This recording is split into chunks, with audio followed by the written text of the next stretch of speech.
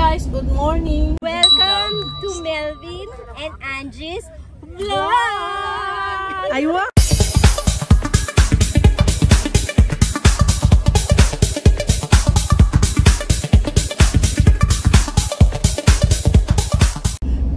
Actually, gusto ko lang i-video to kasi this is my first time to drive medyo sa busy street sa Davao at mind you guys, ang hirap kasi sa totoo lang parang wala talaga, walang dito. Ay, ewan ko lang, sorry sa comment ko ha, pero like if you're coming from, syempre ang rules doon ng katulad nito, pedestrian lane, kailangan huminto. Pagdating dito, ang mga tatawid pang magsasign sa iyo ng hinto ka, baliktad. Okay guys, actually, patayin ko muna. Okay guys, actually, nandito ako sa, ang totoo hindi ko alam kung anong street, pero medical school ng Davao. Meron kasi akong hinahanap for blood collection. So, first time kong mag-drive from the house sa Bahada going to downtown ng Davao City, na medyo busy siya, lalo na 7 o'clock in the morning. Anong oras na ba? Mag-8 na yata. So, rush hour siya, mag-8. Mga 7:30 ako umalis ng bahay. So, rush hour siya. So, talagang siksikan. And then, medyo nahirapan ako kasi ako lang mag-isa, medyo may kaba. Nakapag-drive na ako, pero may mga kasama ako, sila Melvin, like yung ate ko. Makapagsabi kung saan pupunta. Ito talaga, tumawag lang ko saan yung laboratory na pupuntahan ko. And then sinabi lang niya, basta bago mag-Victoria, makikita ka na right, turn right. So doon, binaybay ko na lang. So ito yun guys. Pakita ko sa inyo, ito yung mga, actually ito yung street na marami siyang mga Indian restaurants. Kasi karamihan din dito mga estudyante. Marami ding Indians na estudyante dito. Like yung mga naglalakad Yan. Marami ditong mga ganyang kalahi nila na nag-aaral. So marami na ding mga establishments na actually, tingnan mo, meron pang yan nag-scooter.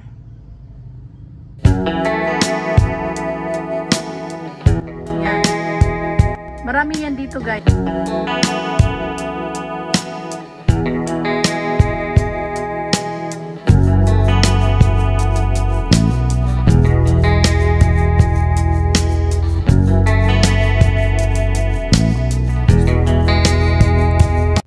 Yan po yung mga establishments dito na karamihan po ay Indian restaurants. May biryani pa nga dito, doon banda sa left side. So, yan. Dito yan sa Davao City. Isa sa streets ng Davao City. Ayan mga estudyante. Daming estudyante. In a way guys, maganda na rin yun na merong mga international students na pumasok dito sa Pilipinas. Unang-una, maganda yun dahil biro mo, napili nila. Medical pa yun ha, mga medical profession yun. So, you must be proud of it kasi guys, pinuntahan tayo ng ibang lahi para dito mag-aral sa Pilipinas, sa Davao pag yun. So, nakaka-proud, maganda. So, sana magandang, I mean, hindi lang sa kanilang lahing ganyan, no? Meron ding iba.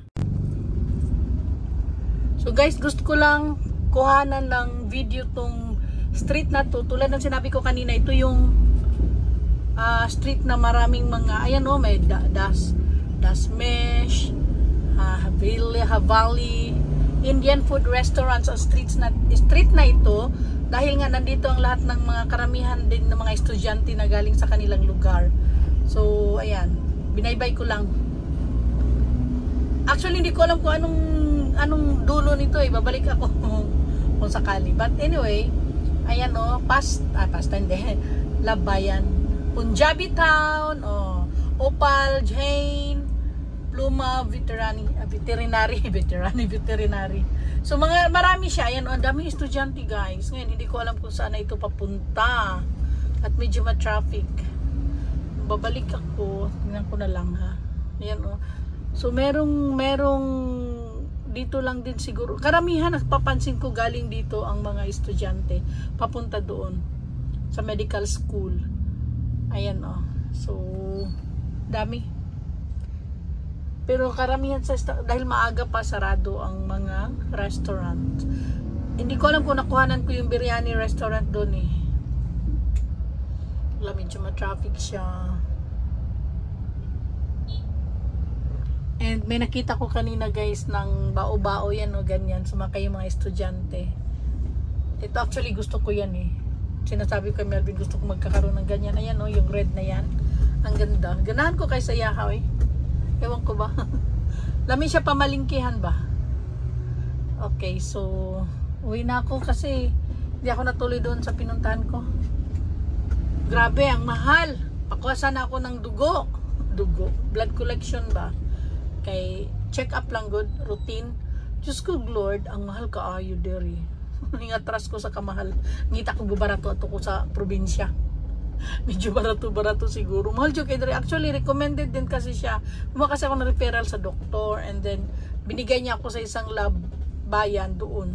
Sa laboratory na yon. Parang, basta mahal siya.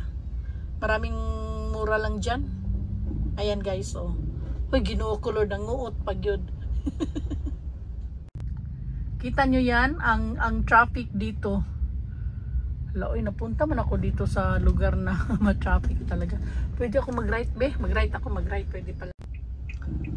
Ayan, oh. Ang traffic papunta sa kaliwa, medyo doon nagkabuhol-buhol. Pero mag-divert ako, kakanan ako. Actually, ang way ko naman talaga is going to... Hala, mayroon ba pa kanan dito? Hindi ko alam. Kapag meron, susunod ako. Kapag wala, mapipilitan akong pumunta sa kaliwa. Pero hindi ko alam kung anong tumoy, anong dulo nito. Ah, may banggaan siguro. Ano kaya yan dyan, oh? Ang medyo nakakatakot pa mag-drive dito guys kasi ang daming motor, bigla na lang sisingit dyan, left and right yun, ayan o, katulad nyan o, ala, bulbul, labo-labo na to, o, ayan o, ayan o, basta merong malulusutan, lusot talaga o, diba, counterflowing, wala yan ditong, wala, tingnan mo, yan pag yun o, sige, hala, oh my god, napunta ko dito yun, shit, alis ka dyan, baka, ayan, o, kaya talagang magkabuhol-buhol kasi tingnan mo, labo-labo. Ala, sige, sayaw-sayaw mga motor ba? Oh, sunod ako dito kasi magkakanan. Oh, sus, basta may malusutan, lusot! Lusot pa more! Ayan, oh. Wala na, counterflow na siya. Kunya, makalusot na po ko dira. Paita, kaayo. Init. Ako nag-aircon kay Samok. Oh, ayan, oh.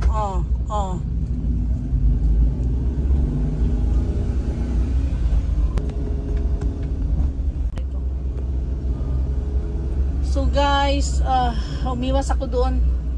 Hindi ko pala na-record kanina nung pinakita ko na mga nagka-counterflow ng mga motor na actually, dito na talaga sila dumadaan sa lane mo.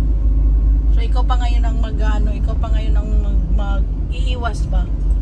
So hanapin ko kung saan itong lugar na ito. Actually sa totoo lang hindi ko na alam, baka papunta ito ng ewan. Teka lang guys, medyo naligaw na ako. Naligaw ako actually guys, pero titingnan ko kung saan ang tumbok nito. Hindi ko alam kung ano. Basta dumiretso lang kasi ako dun, hindi ko na alam kung ano yung dulo niya. So mabuti lang hindi naman dito, hindi na masyadong busy. Pero tingnan ko kung anong tumoy nito, anong dulo ba. Mabuti na rin yung maligaw para matutunan ko rin yung daan dito. Tika muna. Ay, wait, ano yan? Highway na yan. Ano ba yan? Tingnan natin.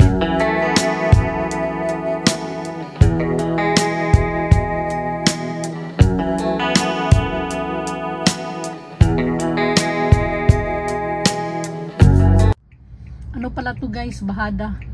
Mabuti na lang kumanan ako doon sa taas. And then tinumbok ko ito. Ito, pakaliwa pa, pauwi na. Timingan ba na? Timingan. So ito na guys, pabalik na ako kasi kanina busy to, ano ako yung papunta pa lang. Pero ngayon medyo, ayan, Abrisa Mall. Abrisa Mall. Oh, hindi na siya ma-traffic. Umuwi na lang ako.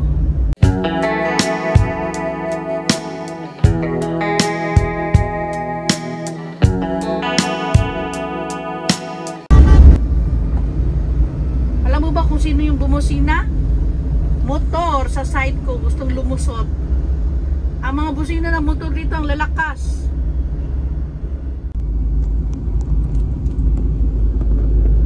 Ang takbo dito guys, kailangan 30 lang talaga siya. So pagka lumagpas ka, pag mahuli ka, huli ka. Kaya yan.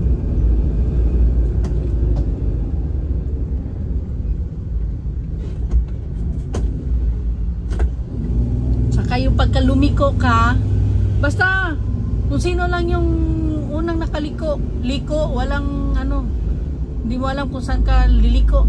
Makikita ko na lang yung mga driver, basta pagka gusto lumiko, liko.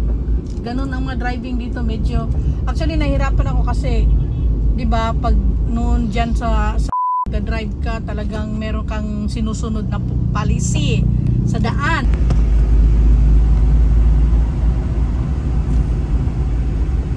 Medyo blurry siya guys kasi ano, may salamin salamin sa sasakyan, so blurred siya, blurry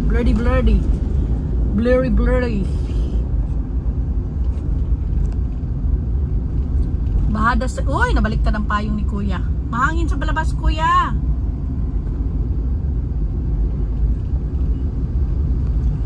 So 30 lang ang takbo natin.